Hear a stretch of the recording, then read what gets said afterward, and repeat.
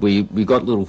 We're lucky in the form that we got little, breaks and stuff that you can sort of play, and it's just years of playing that you built up things, between you and an audience.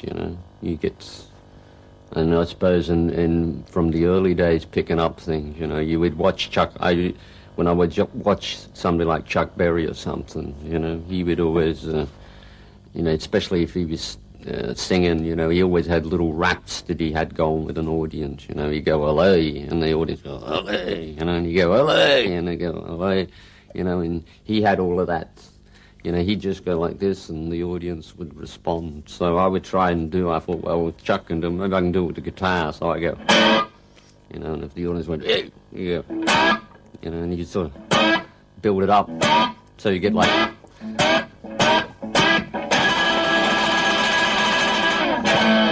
Well, Malcolm and myself, it was, we would, I got it mainly from watching him, and he was always sort of.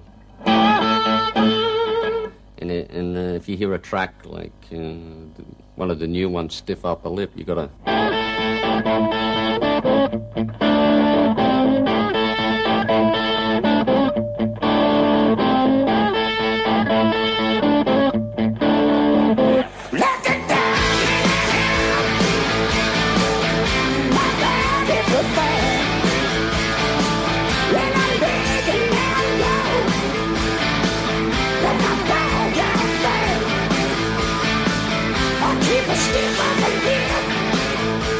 As a kid, I would sit and I thought it was so clever. You see, I thought, well, I could sit and knock these little things together, and you were thinking it was, it was a good exercise for you, and you could sort of practice away with them. And then even in the track Thunderstruck, when it was the same thing. It'd come up like it started like a one-handed,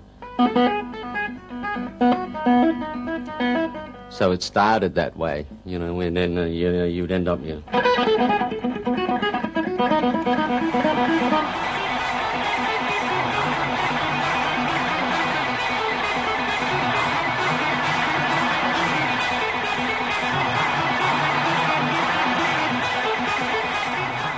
We used to have a funny thing. It used to seem after 6 o'clock at night when the sun went down, or whatever time the sun would go down, there's when suddenly there's, it's a bit vampire-y in a way.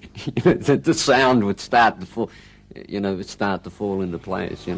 What sounded like, a shambles in the morning sounded like something very together at night.